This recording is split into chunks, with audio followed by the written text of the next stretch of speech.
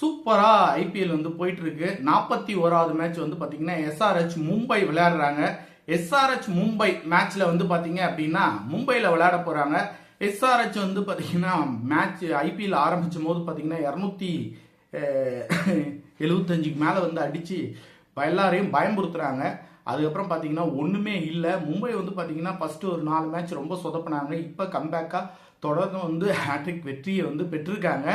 இப்ப பலம் பலவீனம் அப்படின்னு பாத்தீங்க அப்படின்னா இப்ப எஸ்ஆர்ஹெச் விட பலம் வந்து பாத்தீங்கன்னா மும்பைக்கு தான் அதிகம். ஏன்னா கிரவுண்ட் வந்து மும்பைல விளையாடுறாங்க. மும்பைல வந்து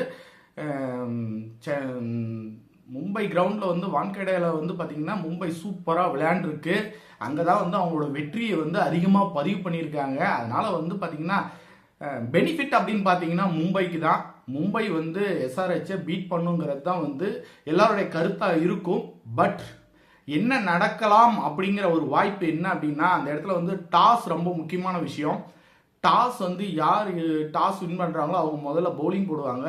யார் டாஸ் வின் பண்றாங்களோ அவங்க முதல்ல பவுலிங் போட்டாங்க அப்படின்னா அவங்க சேசிங்க்கு போவாங்க. சேசிங்க்கு போற டீமுக்கு அதிக அட்வான்டேஜ் அதிகம். அது மும்பையா இருந்தாலும் சரி, எஸ்ஆர்ஹெச் இருந்தாலும் சரி.